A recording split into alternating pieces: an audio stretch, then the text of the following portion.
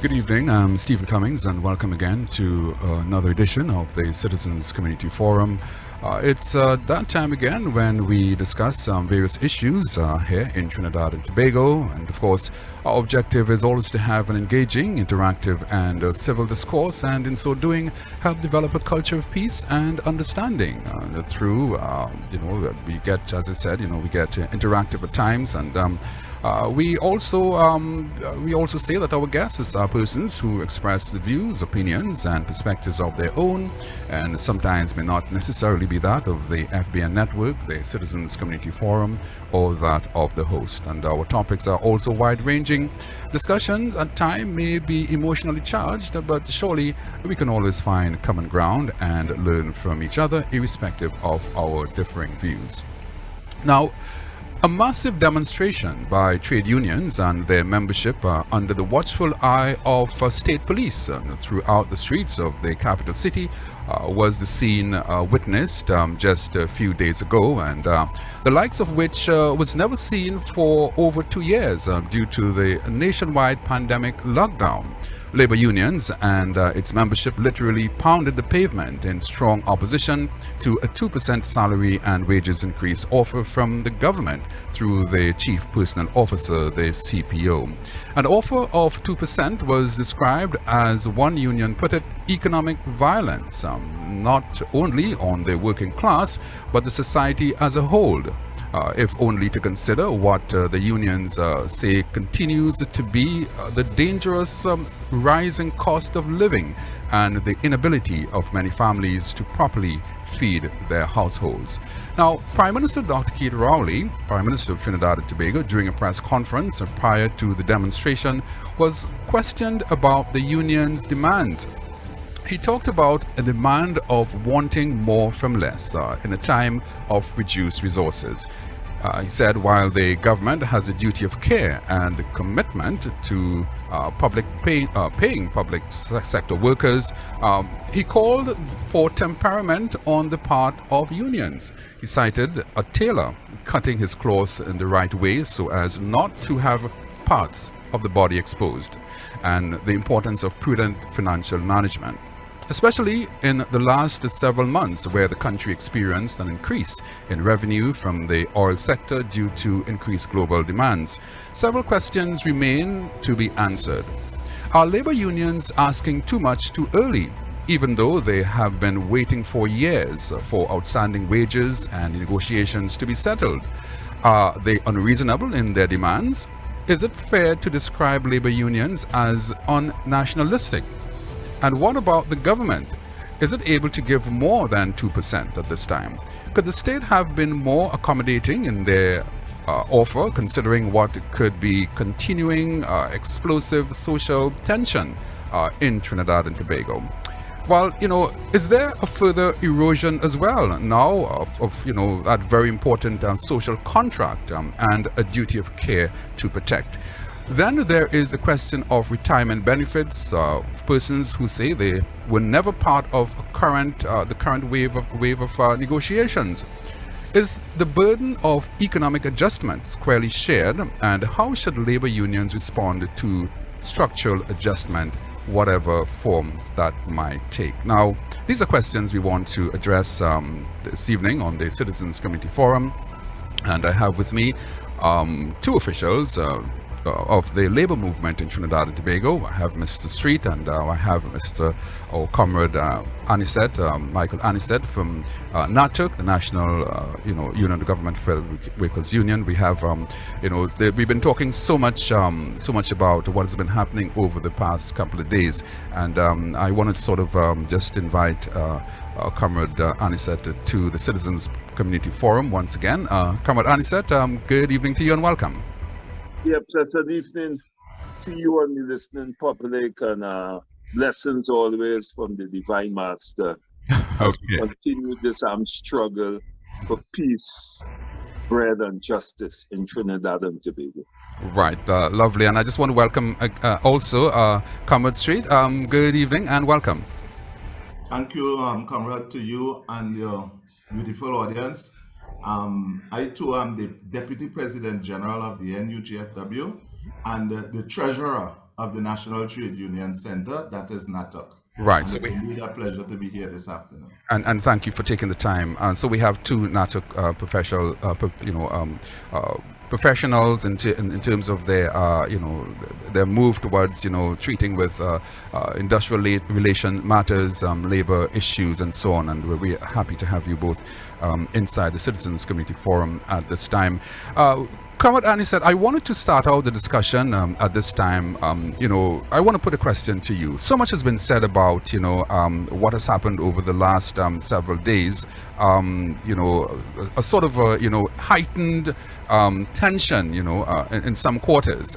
But, are labor unions asking too much too early, even though, as I said before, they have been waiting for years for outstanding wages and negotiations to be settled? We have been stuck at 2%, at least at this moment.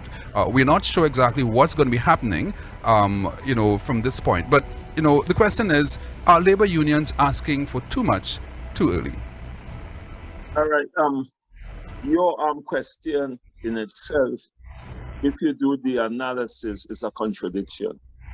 We are saying that the labor movement, and when we say the labor movement, we are talking about all government employees who have been, in some instances, waiting for wage increases since 2008. Let me repeat it. The academic staff at Cipriani Labour College got their last increase in 2007. The Port Authority workers, the dock workers, as is popularly referred to, would have negotiated a 12% wage increase from 2014 to 2017. Okay, and other government daily rated workers have been waiting as much as 2010, 2011, 2012, depending on their collective bargaining periods, which will vary from different unions.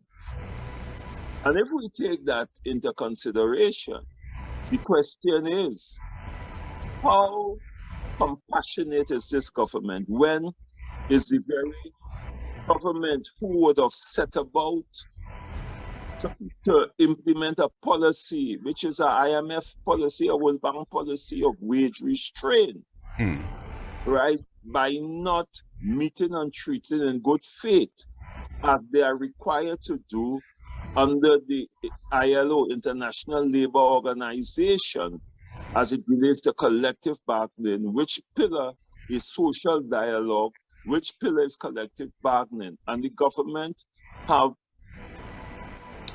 consistently refused to engage the union, notwithstanding our several efforts to engage the government in meaningful negotiations. As I speak to you, there are several unions that would have carried that matter to the industrial court awaiting adjudication.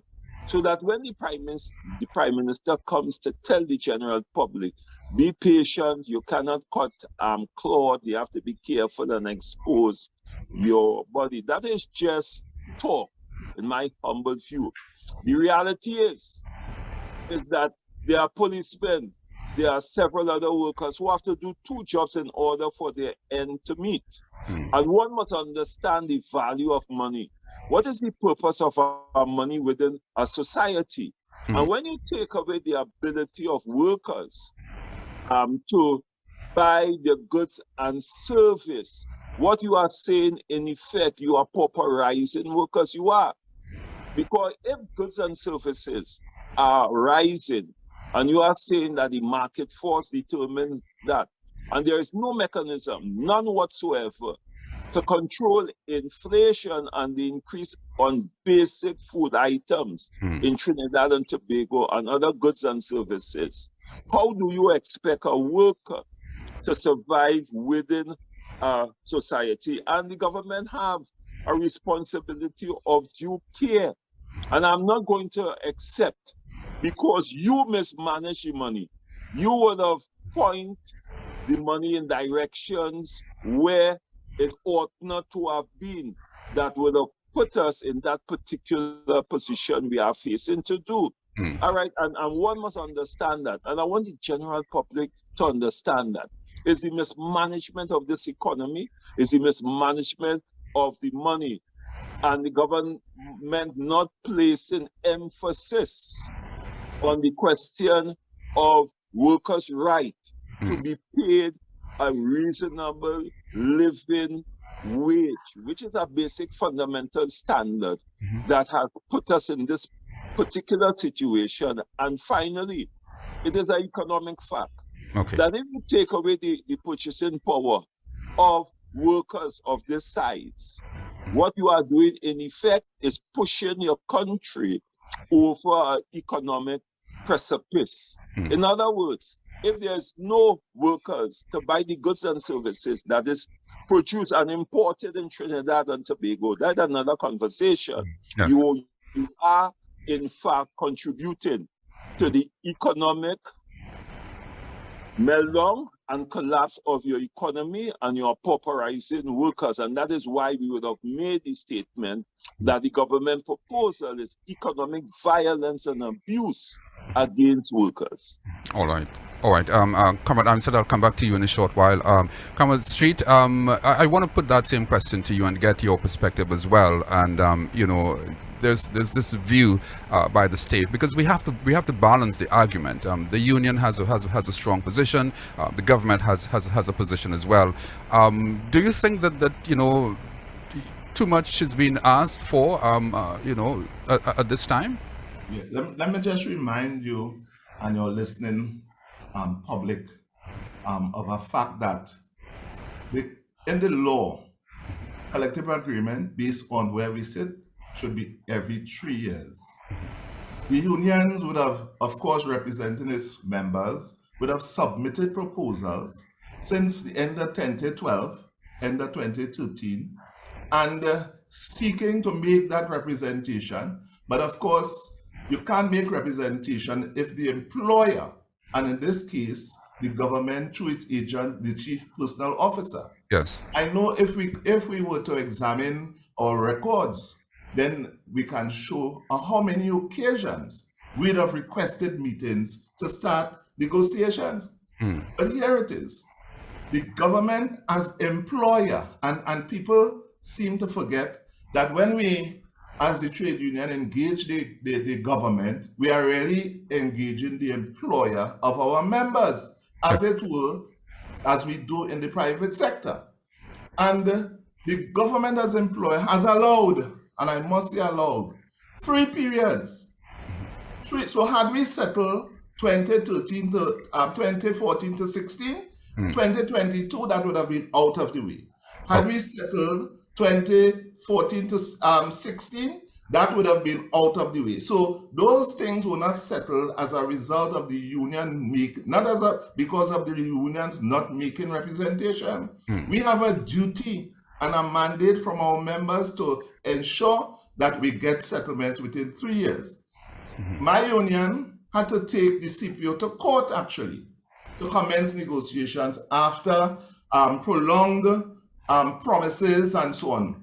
In fact, as we speak, my union that represents daily rated workers in central and local government and the THA and the local government body, we would have had sign off the non-cost items. Okay. So when the employer, as we say, the CPO, recognized that they were not getting any directive from their principals, who is the government, they agreed that we will sign off the non. So we have a signed document for the non-cost items for the period 2014 to 16. Okay. So this 8-year proposal, 4x4 and so on, we are not nothing more than.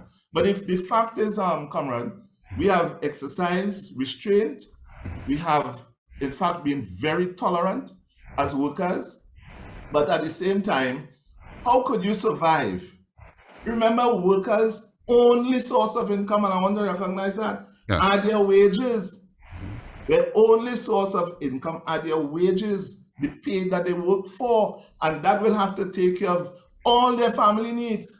You can imagine in 9 years, some family may have increased the size of their family, my 2 children, 3 as the case may be. One person pointed out to me, and that would have brought it home.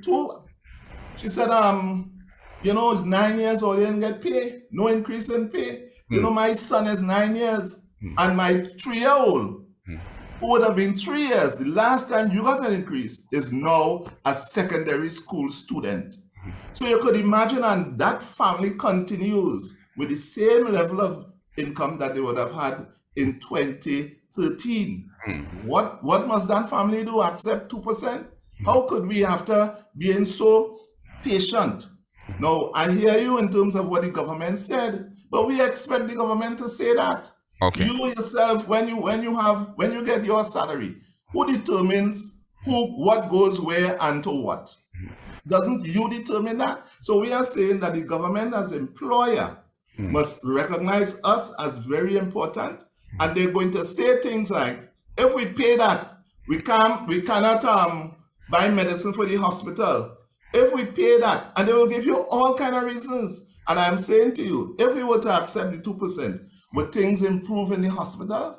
Let's say, for instance, the worker said, all right, go for the 2% because we know once we go to the hospital, we'll get top-class professional service. So therefore, union, take that 2% and we will get water in our taps 24/7, because these are the arguments the government will use to push back as to why they can't give workers a fair pay. All right. So you're seeing that as a what? A political statement that's been made.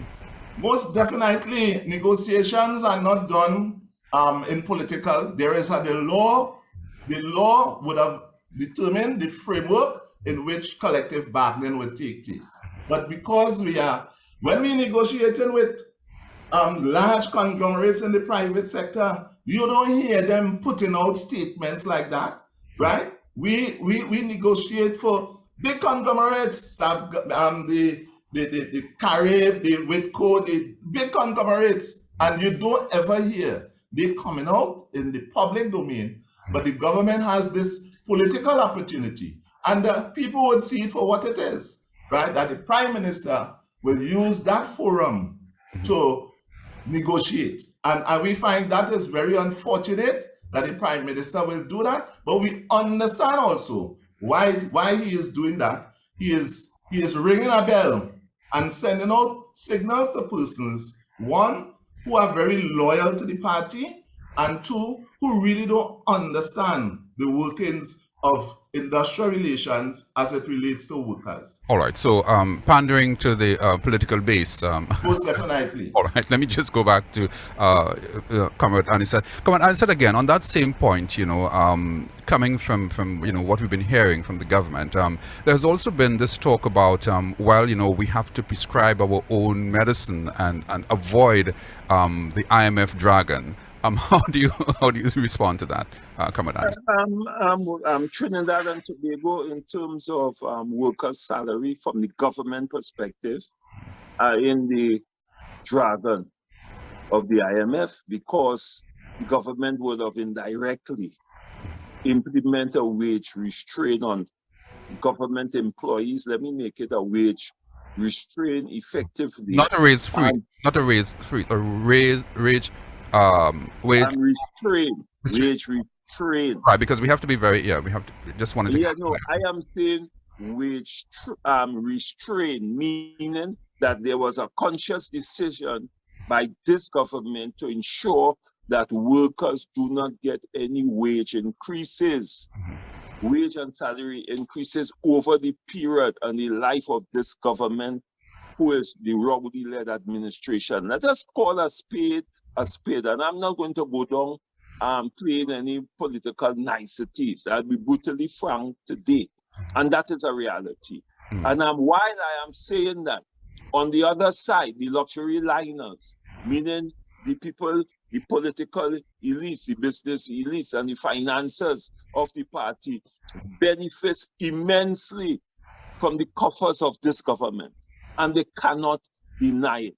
And if he wants to say that during pandemic, he would have released social monies for the community, I am saying, let him come and justify if all the disadvantaged workers and community in Trinidad and Tobago would have benefited, right, from the release. And we are seeing audit reports who are talking about more than $20 million, etc., that went through the crack.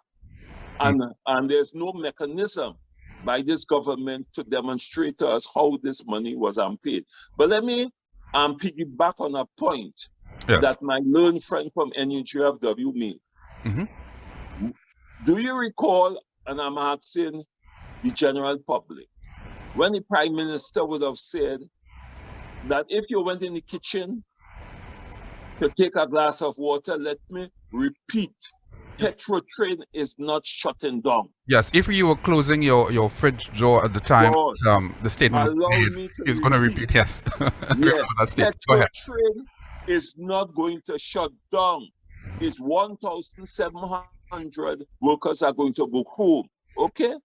Will you recall that the very said government was saying that they cannot continue to pay the wages or to find the money to increase Petrotrain workers' salary because they have to pay the hospital, they have to do all other kinds of social issues that they have to address with that money. All right? And Petrotrain closed down. Petrotrain closed down totally, where over 5,000 workers and by extent a community was destroyed by this government. And let me place on the records that all the reports that was done on Petrotrain did not say to close down Petrotrain. They were talking about the restructuring of Petrotrain to make it economically viable. So that this government has a history of misleading people. This government has a history of making statements that tends to coerce workers into an atmosphere of fear by threatening you that if I give you an increase, I will have to send you home. And the Prime Minister said that. The very said Prime Minister said too, that if you didn't take your mandatory vaccine, which we were against, that he will have to forlorn workers and send them home. Didn't he say that? Well, we know of the history of that, so that's... No. You see, I'm putting the question to the public that I'm speaking to because I like to speak to the public. Yes. Right? And the government said that. And what would have happened? Public servants, right? He had to withdraw. Right, because there's no legal framework for mandatory vaccination. But the government attempted subtly and by coercion and by fear to force workers to take the vaccination, mandatory vaccination, when the science was totally different. So I am saying all this to say to the general public who is listening and the public servants, we have no faith. All right, in the words coming from this Rowley-led administration, because they have consistently say one thing and do something else. And let me make a final point. There are several government state enterprises are up for jiggers because the government is saying critical resources to the economy because the government has determined that their friends and the financiers will now take over those resources because the government should not be in that business. And one of it is water, where water is life and water is critical to our people. And any attempts to privatize water will lead to a situation in Trinidad and Tobago that we will live to regret. So we are not going to buy anything that is Rowley-led administration says. All right, let them control prices, and then we can now start to talk. All right. Well, we just want to remind our listeners that this is the Citizens Community Forum. Stephen Cummings. We're talking with Comrade Michael Anisette, and Comrade Street, both union leaders and Trinidad and Tobago who have been pressing, for the issue of, I suppose, fairness and seeing that workers, get their just due. There are a lot of issues, relating to, stalled wage, outstanding negotiations. We've just heard about the 2% being offered, and of course the unions have rejected that offer at this time. Well, what we want to do at this time, we want to take a short break, and when we come back, we will continue the discussion. You tell me something, Mr. Cummings. You are seeing asparagus selling in one of those high-end supermarkets. We can't see local tomatoes. So then we come in, we spin it up in mud. I'm not talking about them farmers in Bossop Marino and Old Vans, or they're only complaining about land and they want land out of... No. You know something that bothers me? People want change and cannot get it peacefully. They resort to violence in order to get that change. Got the history of the world, and you see that is what is taking place. The difference is that a country like the United States could simply print money, trillions of dollars of support, social support, business support. They're talking about another $2 trillion. So they could print money. We can't do that. If we do that, then we get inflation. So our deficit is problematic. 2011, which I looked at, and that actually came out of the Central Statistical Office. Do we have any updated data? Actually, I was very impressed by your statistical knowledge, Mr. Cummings. Yes, the last census was in 2011, and there would have been population and housing estimates subsequently, and the figures remain about the same. What are some of those other pressure points? Persons who are coming in with problems. Nobody's coming in there to talk about how wonderful their day was. And so the things that show up a lot is a lot of co-parenting issues, figuring out how, after we separated, how to still care for the child well, issues around domestic violence, issues around child abuse. Discussions on health, leadership, governance, crime, education, and social justice. Every Wednesday, 8 to 9 p.m. The Citizens Community Forum. Your host, Stephen Cummings. Welcome back to the Citizens Community Forum. I'm Stephen Cummings, and we are discussing matters relative to labor and the working class here in Trinidad and Tobago. And our topic, 2% wage increase offer, another look at what labor unions are saying. And I have with me Comrade Street and Comrade Michael Anisette. And we are discussing the issues this evening on the program.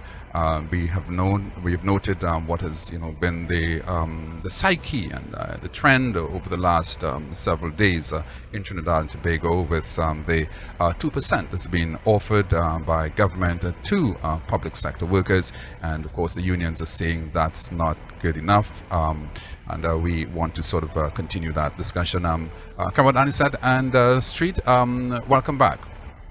Yeah, my pleasure again. Yes, I'm here. Yes, indeed. Thank you again for rejoining us. When we went to the break, I was asking about, this, posed a question on this same issue, and I wanted to ask you, Comrade Street, there has been a view by unions, for quite a long time, that there apparently is some conspiracy, perhaps politically motivated also, and we've heard of the statements even coming from trade unions of a threat to the union body, that of even decertification, looking at even issues that when one looks at bringing all the different elements together, and we do have I'm not sure if it's a telephone in the background. Yeah, sorry about that. Let's hope we can get that sorted out. Thank you so much. Yes, the question again. The unions have, for a very long time, expressed concerns of this sort of a threat that comes from, from the higher powers. Threats of decertification, threats of union busting, and it reeks. When you think about it, there is that you get the feeling that there is this concern about a move to have or to weaken that very important institution, as we have come to know as the trade union body in Trinidad and Tobago. Are you of that view as well, Comrade Street? Most wholeheartedly. Do you see the private sector. In fact, let me just say, there are a lot of employers who would have preferred not to have to deal with trade unions. Okay, why do you say that, Cummings? Because of what the trade union represents. The trade union represents an organization in a collective, unified way of making representation to the employer. And the representation is really to ask the employer to share or give the workers their fair share of what their labor would have created in terms of wealth. And all we are saying is to give us our fair share. No trade union, none, absolutely none, would want an employer that they have members to go out of business. That just doesn't make sense. But what the trade union will do, and what the trade union is mandated to do, is to get in there and look after the rights and interests of its members that will not be taken care by the employer. We are certain of that. So, in terms of the government as employer, and we don't want to people to get their thing mixed up because they're fighting the government and that. No, we are seeking the interests of our members who just happen to work with the state in this instance. Okay.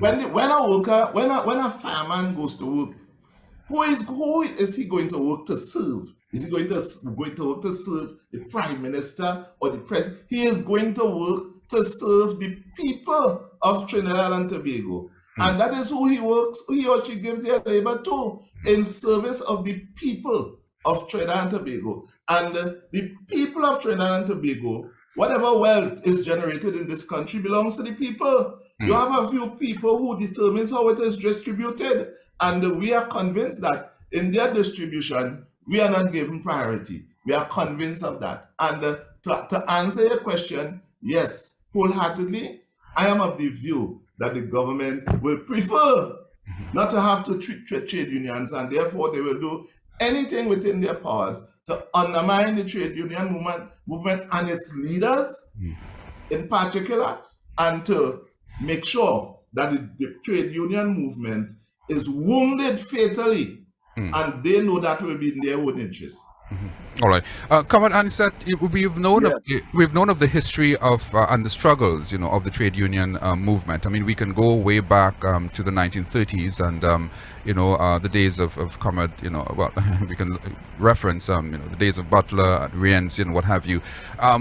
You have struggled for so many decades, and I'm wondering if you believe that there could come a time, Comrade Anisette, where there can be that true in terms of acting in good faith and whatever, that trade unions can really come together and over the table in that sort of conciliatory way and not have to, I suppose, maybe I'm thinking of maybe a new approach towards treating with collective bargaining and diplomacy and what have you. Do you believe that there will come a time now there should we should be at that point now in our history where there should be an elevated level of discussion and diplomacy between state and labor unions?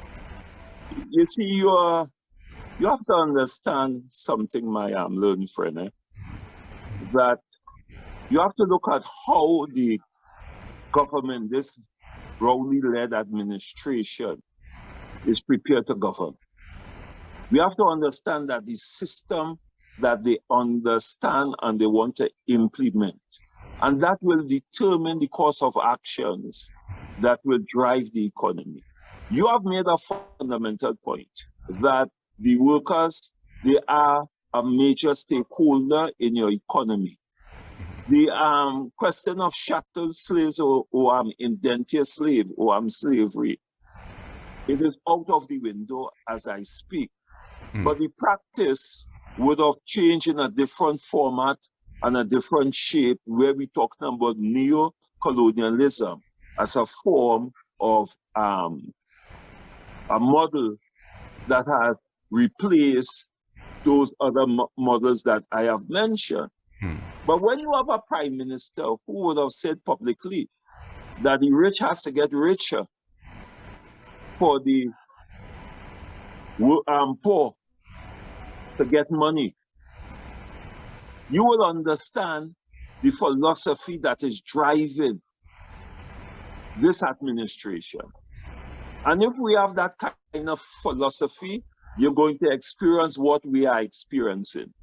And I will want to put in the public domain that this Rowley-led administration have taken a conscious decision to remove all labor representatives from boards, where all previous governments from Eric Williams, the father of the nation, right up, would have recognized that there is a need to have labor representatives in the decision-making process, and they would have placed them on government boards and institutions.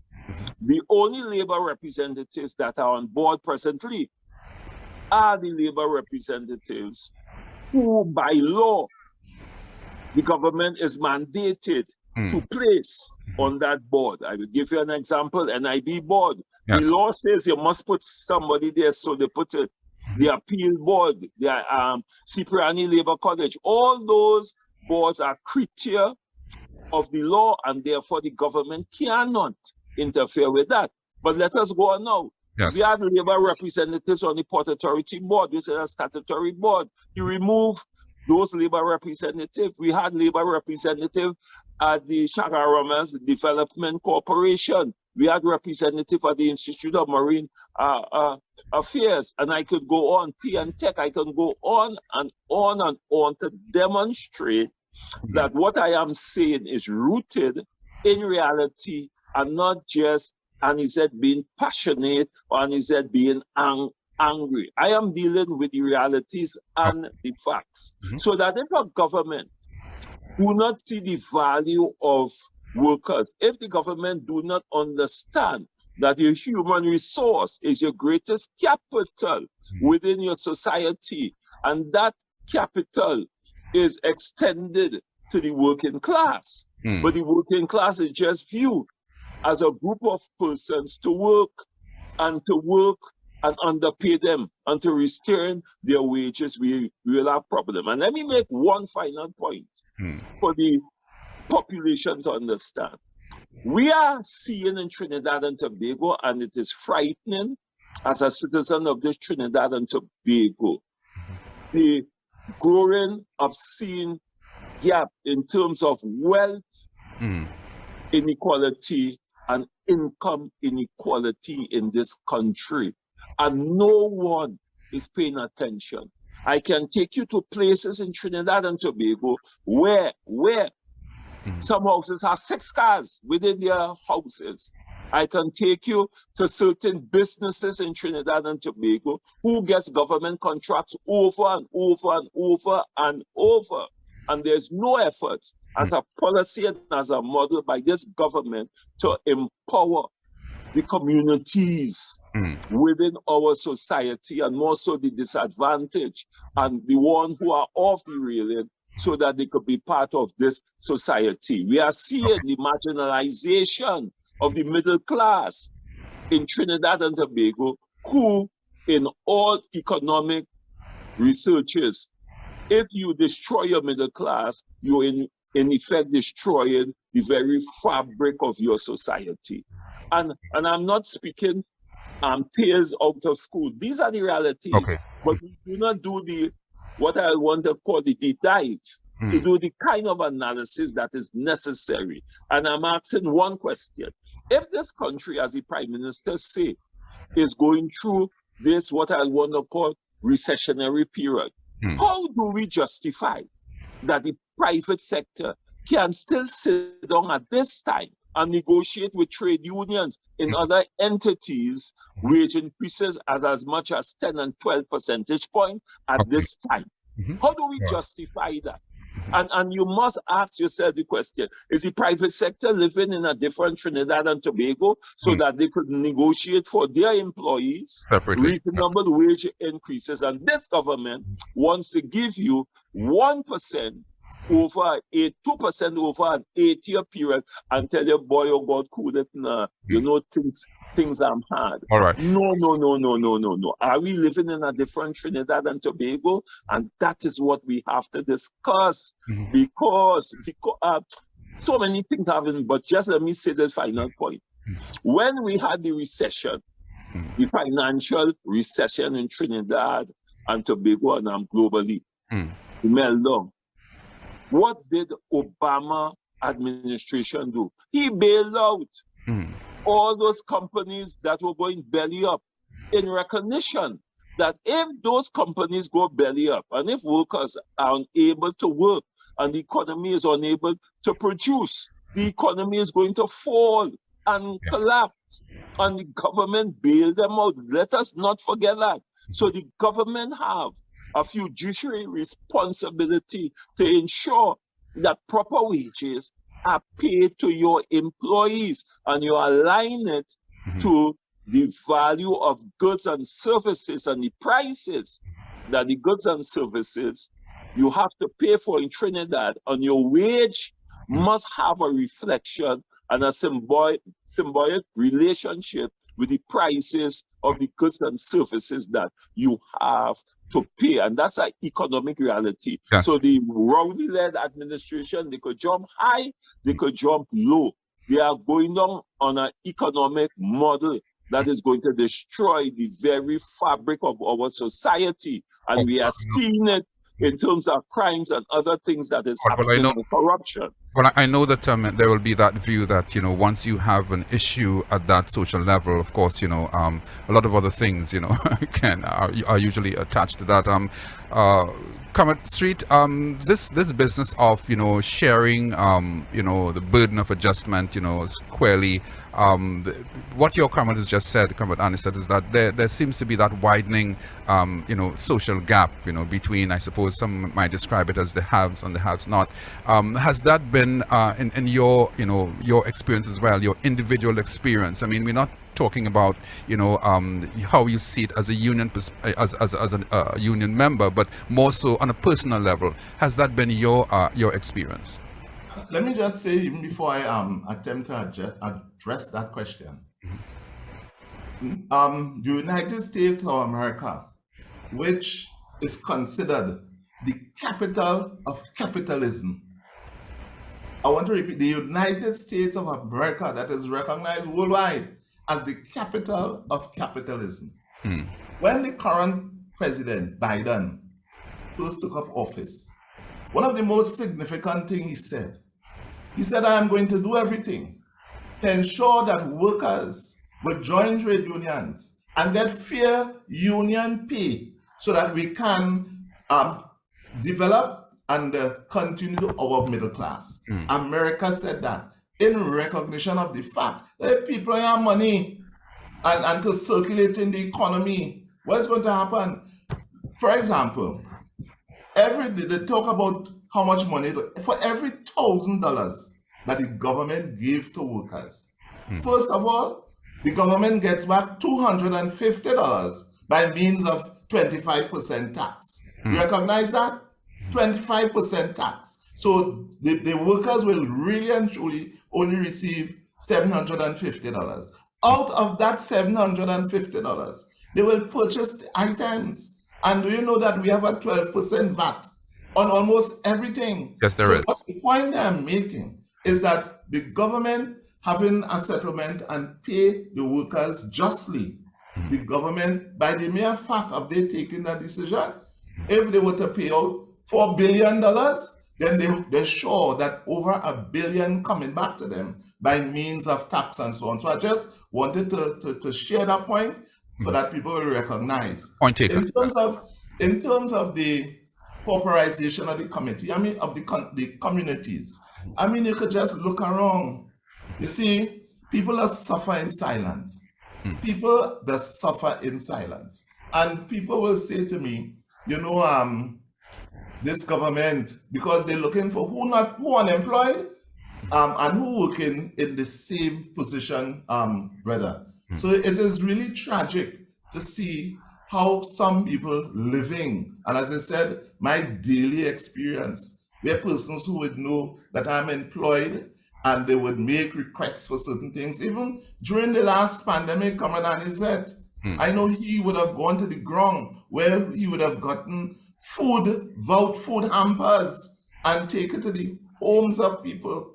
The NUGFW also had a program like that. It wasn't publicized and so on. But we knew that there were needy people out there, especially those persons that we represent, if not just them, but their communities. So we would have engaged in that. But there is no doubt that probably if you're not politically connected, because that seems to be the order of the day, but the average Joe who does not have anyone to speak on his or her behalf, they are suffering, my brother. All right. They are suffering. So I don't know how this thing will pan out, and most of them will depend on the people in the community who are employed, so that sometimes they could go and ask for something. You know what it is to wait 9 years to be offered $4 a day increase. Okay, so that's what is $2, 9 years.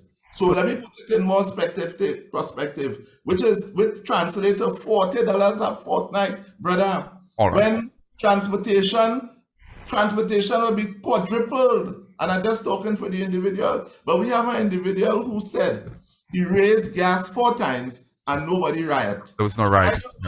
I don't know, and that's a statement in the public domain. People are just fed up. You saw the magnitude of that demonstration on Friday, and I'm telling you, it's going to get bigger and it's going to get worse. If the government fail to present or present a proposal that is satisfactory. Somebody tried to ask me, so what do you want? I said, brother, David Ogodi, sometimes, even as a person, you ain't sure what you want, but you're absolutely sure what you don't want. And workers are absolutely certain that this 2% that is on offer is an insult. The government doesn't care. The government doesn't understand their needs. The government has not been fair to them, and many of them are what we call essential workers who were there day and night while some of us were home, right? They were there. So you telling me that a worker who would have put his or herself life at risk, you want to give them an increase over 9 years of $4 a fortnight? All right. Commerce Street, we will come back to you. I'll come back to you shortly. But we just want to remind our listeners that this is the Citizens Community Forum. I'm Stephen Cummings. We are talking matters relative to the labor movement in Trinidad and Tobago. Of course, we are focusing on that 2% wage increase offer. Another look at what labor unions are saying. I have with me Commerce Street and Comrade Michael Anisette, and we are discussing the issue this evening. Now, I wanted to just get a listen to what President Lambert said earlier on during that demonstration, and when we come back, we're going to I'm going to have Comrade Ansett respond to that. Let's just get to listen to Comrade Lambert.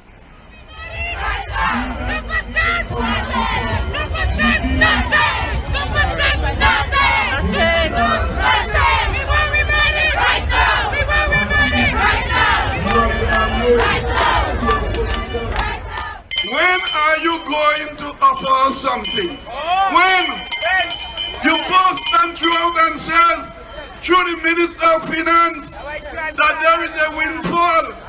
So we expect the citizens of Trinidad and Tobago will also celebrate part of that windfall. But instead of that, you're going out throughout the country telling the people the cost. 1.2 billion. If I give you $2 for 8 years, 1.2 billion. What has happened? They did not give consideration to the people who retired in 14, 16, 17, and 18. 0, 0, 0, 0, 0, 1%, 0, 1%. The belt around my neck signifies that he is now choking the workers. They would have told us time and time again to tighten our belts around our waists. The belt has now been removed around our waist and it's now on our belt, on our neck. So in other words, he is choking us. We can't breathe. Oh, well, then that was what we saw just a few days ago, and when members of the trade union movement, the membership took to the streets in the capital city. And he said President Lambert talked about the retirement. There are lots of retirement benefits and persons who would have retired many years ago, and apparently he's citing that that was not or probably is not part of the current wave of negotiations. He said. Yeah, it is. It is a fact, and because of the fact that the National Trade Union movement is the voice of the voiceless, the poor, the single parents, the women in our Trinidad and Tobago, and also the disadvantaged communities in our countries. We have and pensioners. We have a responsibility as mature and sensible and humane leaders to address the issue of pensioners who live on a fixed pension salary that does not just for inflation or anything like that. And when you disregard the fact that pensioners who would have retired over that period, based on your offer, it means that they would not get any pension increase or gratuitous increases. You are demonstrating again your insensitivity and inhumanity to those pensioners. And we could say what we say. We could do what we want to do. We could try to rationalize it. Those are the realities. Because there are people who would have left the government service who did not get an increase in the pension benefits, which is standard. Because when you're doing the negotiations, it is retroactive to the period. Yes, in question, yes. Yeah, that is a fundamental basic principle in industrial relations, a custom and practice in Trinidad and Tobago, unless there is some arrangements between the unions to buy out the period, so that workers would have gotten the benefit for the service that they would have offered for that period. And you see, Trinidad and Tobago, I want to make the point here. People must understand that money has a value to it. We have something in economics that we call time value of money.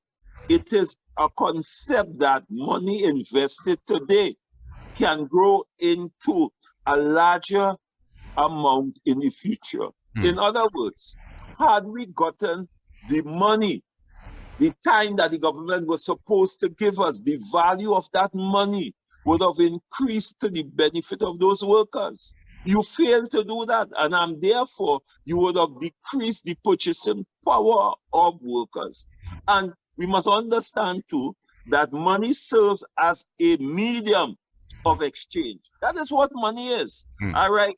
Anything used to determine the value of the money during the exchange of goods and services.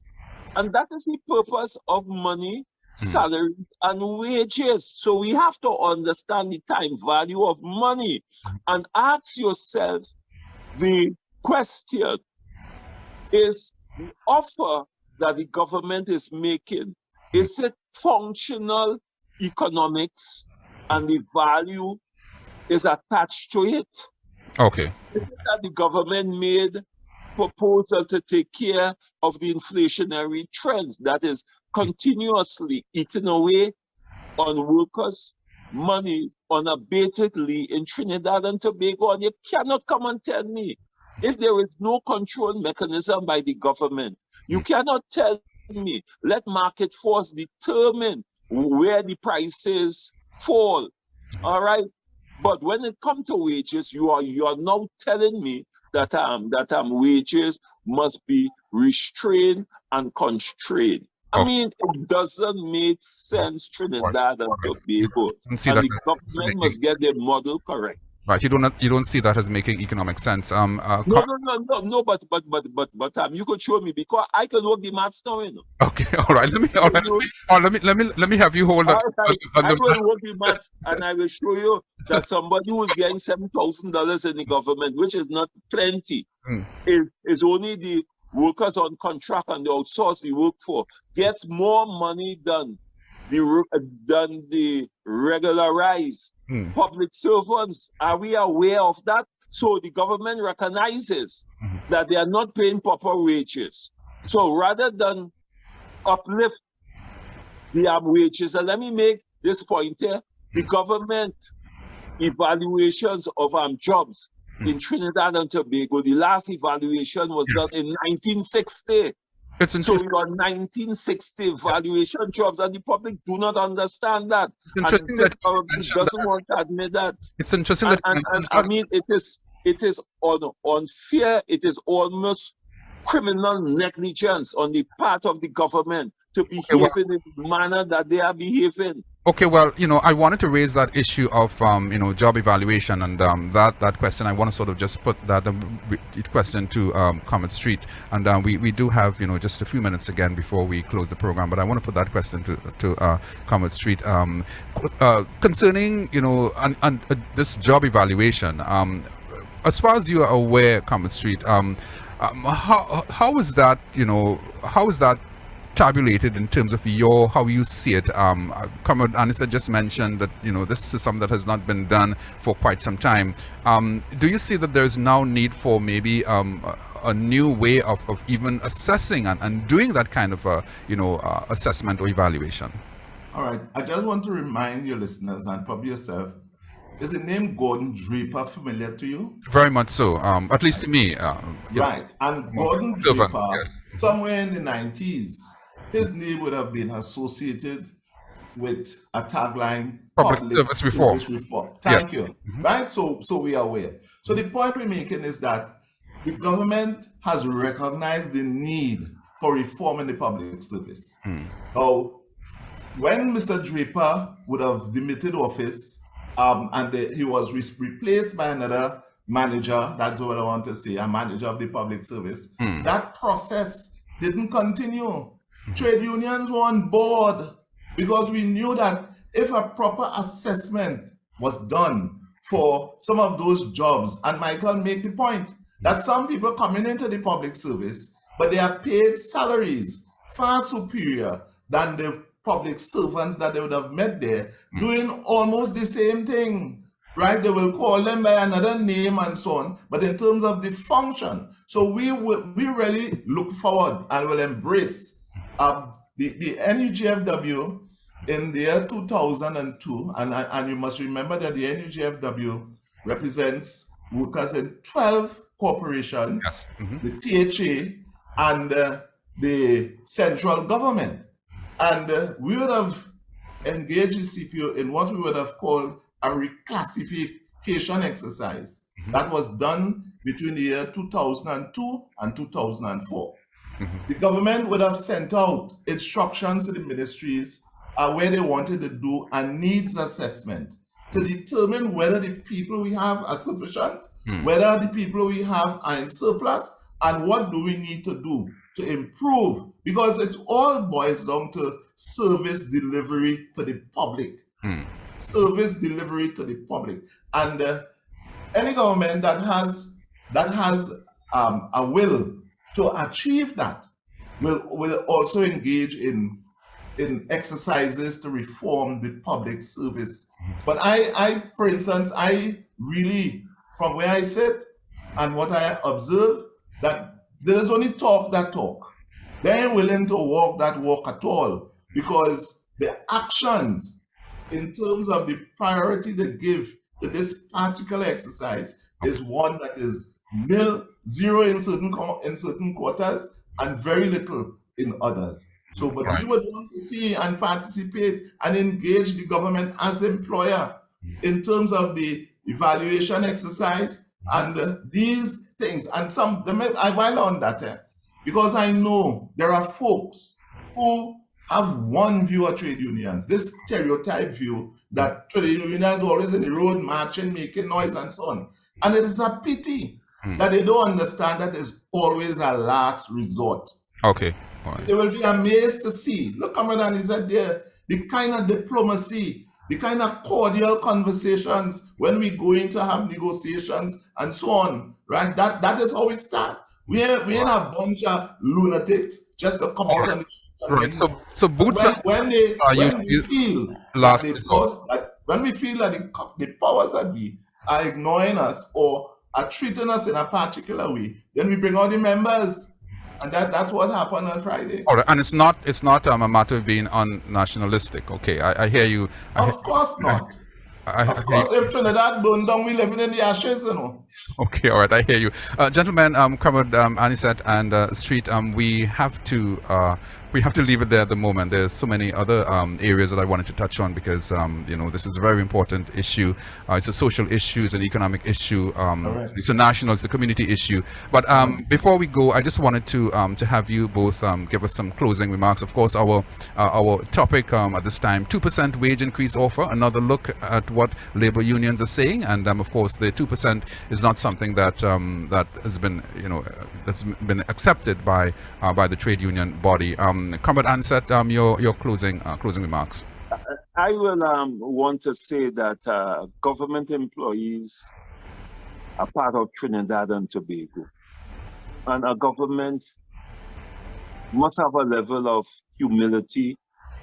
They must place themselves in the workers' shoe to better understand what workers are going through, and not only workers, by extension, the poor, the voiceless, and disadvantaged communities. And we are part of this economy. And if you take away our ability to purchase goods and services, given the price increases that is happening in Trinidad and Tobago, well, then we are in a particular place that we will live to get, because the social fabric in Trinidad and Tobago will continue to widen and to crack up, and it can have all kinds of social implications for our society that we are experiencing that we do not want to go. And I want to tell the government something, that if you give a worker that 1% wage increase over the 4-year period, and that worker's salary is $7,000 a month, you are in effect, when you do the time value of money study, you are in effect telling workers that they are worth $4.50 a day. I know that you said you would work out the maths for us, Comrade Anisette. I think I got you there. But in the interest of time, I just want to have Comrade Street just give some closing remarks in about 60 seconds or so. Comrade Street, 60 seconds. All right, thank you. And we do have to. First of all, let me thank you and your station for the opportunity for us to, let our views be heard. We're not as wealthy as some places who could probably take out our ad on your station. So we're thankful and for this. But I'm sure we can have some discussion going forward. Right? Yeah. But the thing is that this particular offer really and truly is one that nobody in their right mind could accept. Workers have not received increase in wages. They would have shown restraint. They would have shown patience. And, we live in Trinidad and Tobago, and we are aware, and the workers are aware of what is taking place.